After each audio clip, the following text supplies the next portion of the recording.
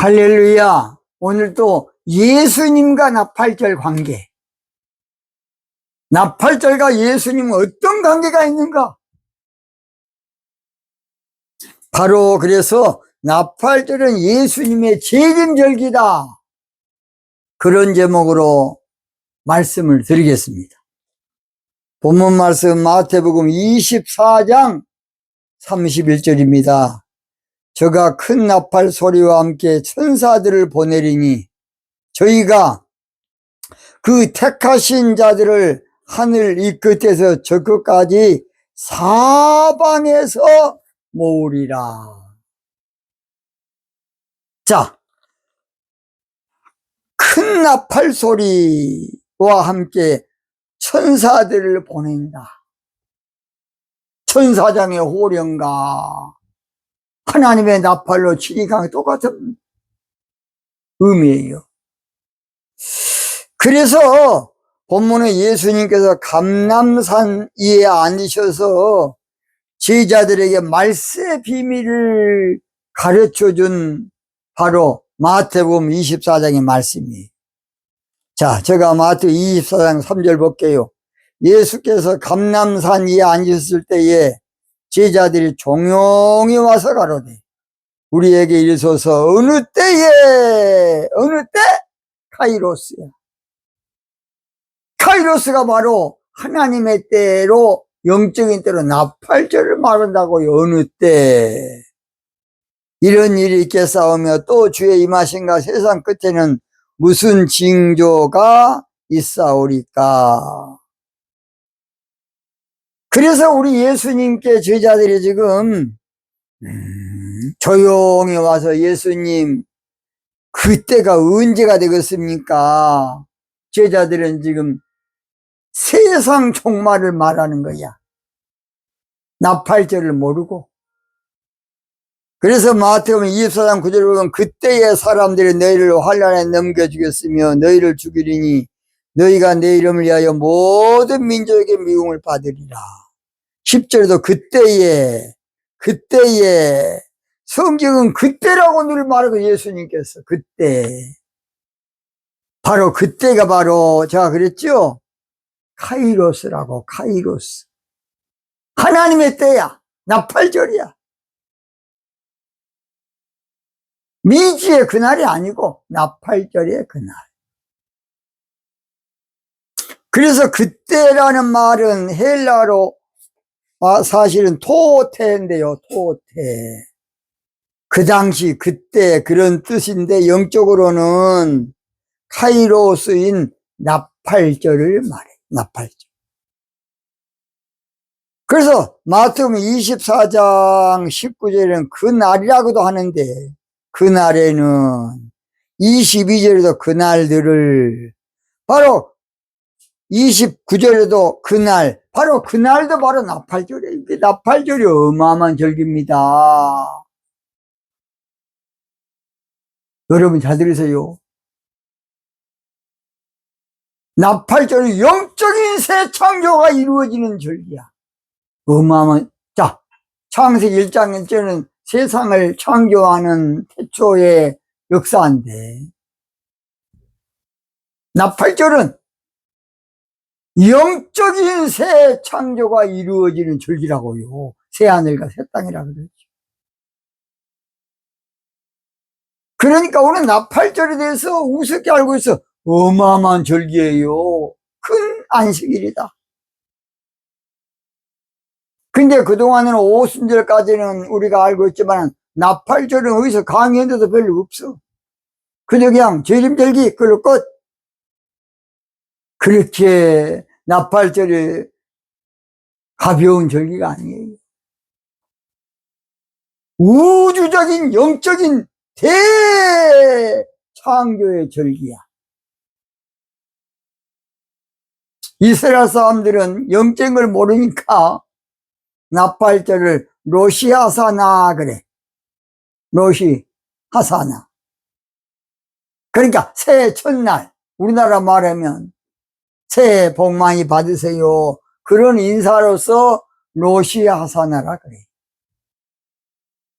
나팔절을 모르니까, 영적을 모르니까 종교적으로만 지키고 나빠졌어요. 그래서 우주적인 새 창조가 이루어지는 어마어마한 절기가 나팔절이에요. 어마어마한 절기라고.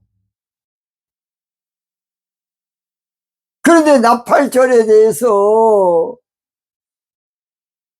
영적으로 이것을 잘 가르친 데가 별로 없어요.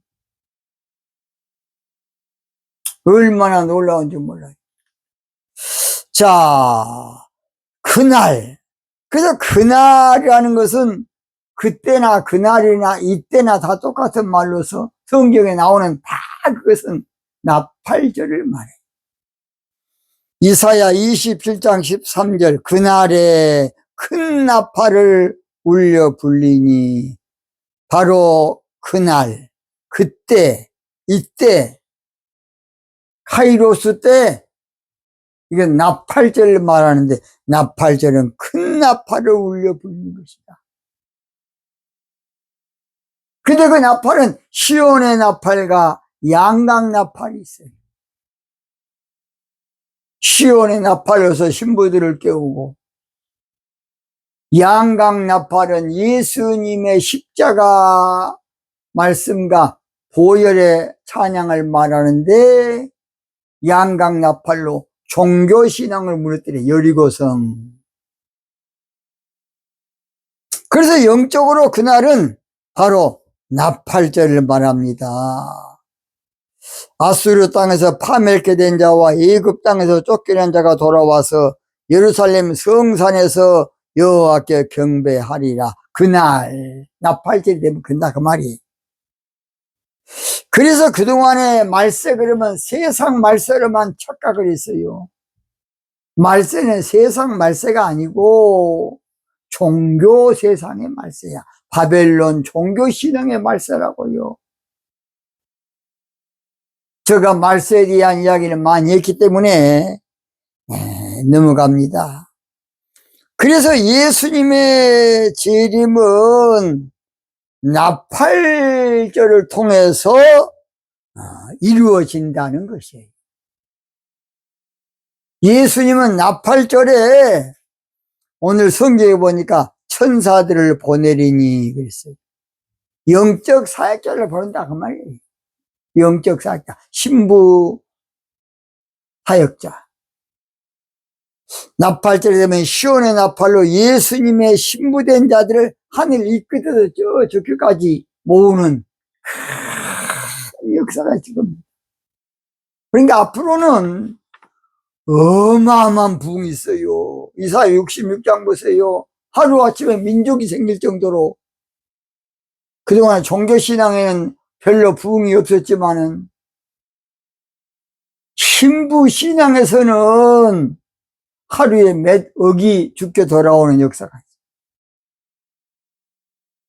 그래서 나팔절은 예수님의 신부될 자들을 불러 모으는 절기예요. 자, 그래서 만방에서 모여든다. 자, 이사야 2장 2절입니다. 이사야 2장 2절. 말일에 여호와의 전에 산이 모든 산꼭대기에 굳게 설 것이요 모든 작은 산 위에 뛰어나리니 만방이 그리로 모여들 것이다. 나팔절이 되면. 그래서 시온적 신부신앙의 말씀을 통해 은혜 받게 되는데 이사야 2장 3절 많은 백성이 가며 이르기를 오라 우리가 여호와의 산에 오르며 야곱의 하나님의 전에 이르자. 그가 그 도로 우리에게 가르치실 것이요 우리가 그 길로 행하리라 하리니 이는 율법이 시온에서부터 나올 것이요. 또 이렇게 번역해 놓으니까 문제야. 시온 율법을 말해. 시온 율법. 시온의 말씀. 시온의 말씀이 나온다 그 말이. 여호와의 말씀이 예루살렘부터 나올 것입니다. 그래서 새 예루살렘이지요. 시온 신앙이나 새 예루살렘이 동이야, 동이야. 그러니까 성경을 영적으로 차근차근 이렇게 가르쳤어야 되는데 모르니까 시온이 뭔지를 몰라. 그러니까 모르고 오는 거야. 그냥 찬송 부를 때도 시온성과 같은 교회. 근데 시온을 알아야지. 모르니까 요즘 또 이제 많이 바꿔놨어. 찬송가의 시온을 모르니까 순산을 향해 가는 성도들아 앞길에 장애를 들여 말하라 하고 원래 되어 있는데 지금은 천성을 향해 가는 성도로 바꿔놨어. 영적을 모르니까. 자, 그래서 나팔절은 예수님의 재림. 그러면 예수님의 재림은 어떤 재림이냐? 야고보서 5장 7절에 보면 이른 비와 늦은 비로 우리에게 오신다는 것이에요. 이른 비 성령으로 오순절날 성령 우리 가운데 오셨고, 그런데 우리가 이른 비 성령으로 주님을 많이 알게 되는데 알곡 신부가 안 돼. 늦은 비 성령으로 알곡 신부 만들어야만 올바른 온전한 신앙이 되는 것이죠. 자, 결론 마칩니다. 나팔절은 시온의 나팔을 부는 절기로서 예수님의 신부절자를 하늘 이 끝에 저 끝까지 이제 몽땅 모아서 신부단장 시켜서 신부돼 가지고 예수님을 맞이하는 그런 놀라운 기적의 역사가 전 세계적으로 일어날 겁니다. 그 나팔절은 그저 그냥 예수님의 재림절기 그걸로 끝난 것이 아니고 성령으로 우리 가운데 오셔서 알곡 신부 만들어서 알곡 신부로 주님 곳간에 들어가야 될 줄로 믿습니다. 오늘 이거 마치겠습니다.